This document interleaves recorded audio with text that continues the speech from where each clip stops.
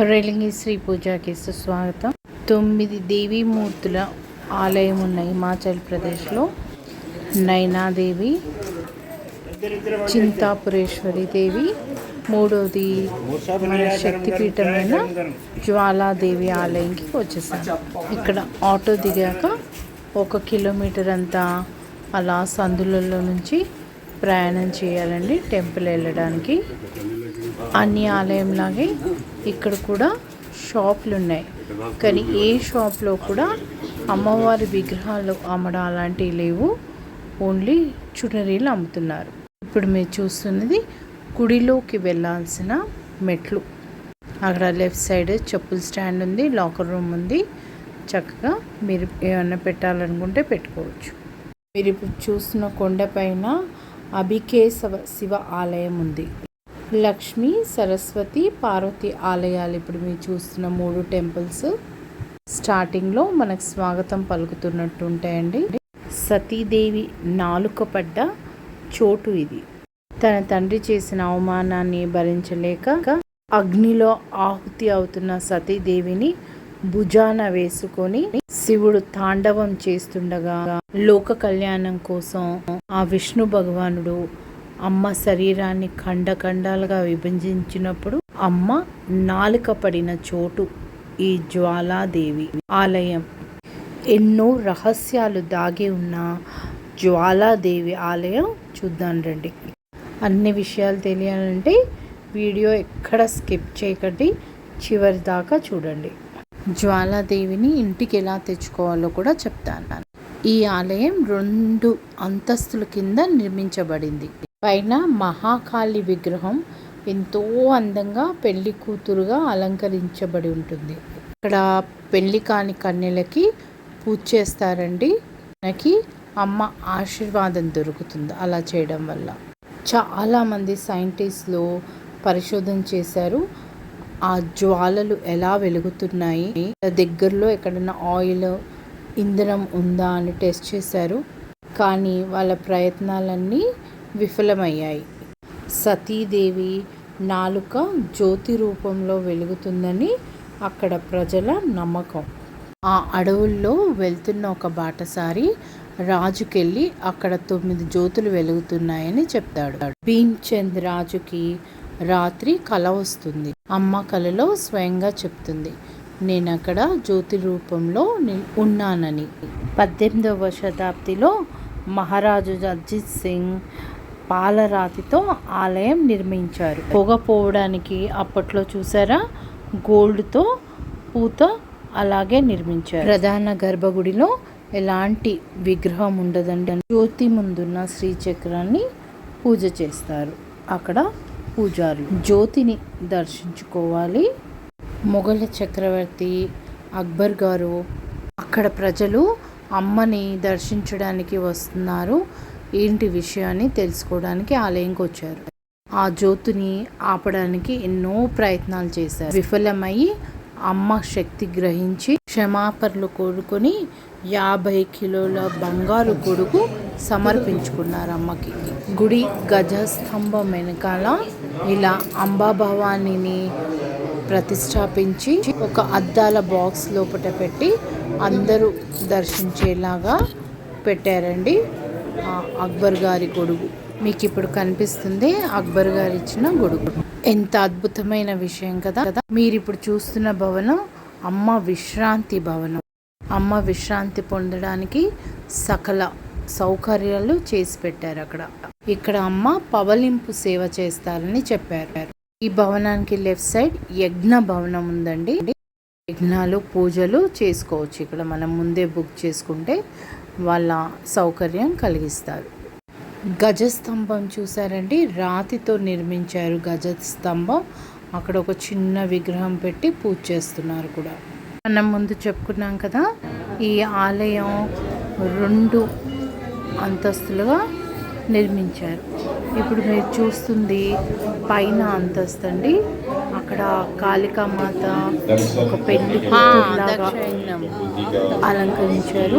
చుట్టూరా సతీదేవి దక్ష యజ్ఞము వెళ్ళడం, శివుడు నాట్యం చేయడం, విభాలుగా విభించడం అమ్మ శరీరాన్ని, అవన్నీ ఫొటోస్ అక్కడ అలంకరించబడ్డాయి. అవి చూస్తే చాలు మనకి ఆ కథ వృత్తాంతం తెలిసిపోతుంది. మన 18 శక్తిపీఠాలలో అమ్మ నాలుక పడ్డ శక్తిపీఠం.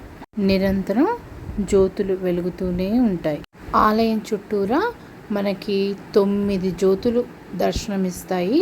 ఈ 9 జ్యోతులు మన నవదుర్గ దేవతల ప్రతినిధి అని పంతులు గారు చెప్పారు. నిత్యం జ్యోతి రూపంలో వెలుగుతున్న అమ్మ మాచండి, మా ఇంగ్లజ్ మాత, మా మహంకాళి మాత, మా బసరిని మాత, మా విద్యా మాత, మా అన్నపూర్ణ మాత, మా అంజీదేవి మాత, మహాలక్ష్మి మాత, మహా సరస్వతి మాత, మహా అంబికా మాత. ఈ 9 దేవతలు 9 జ్యోతులుగా మనకి దర్శనమిస్తున్నారు. మీ అందరికీ కూడా అతి తొందరలో దర్శనం ప్రాప్తిరస్తు. ఈ జ్యోతి మాతని ఇంటికి తీసుకెళ్ళొచ్చు అని చెప్పాను కదండి, అది ఎలాగో ఇప్పుడు చూపిస్తాను. ఒక స్టీల్ బకెట్లో కింద బియ్యం, పైన పూలు, దీపం.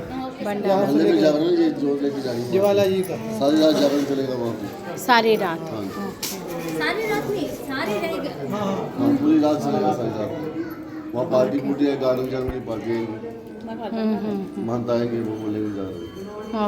విన్నారు కదా ఫ్రెండ్స్. ఈ బకెట్ తీసుకొని వెళ్ళి అక్కడ అమ్మ వెలుగుతున్న జ్యోతితో ఈ బకెట్లో దీపం వెలిగిస్తారు. ఇది 48 అవర్స్ వెలుగుతుంది.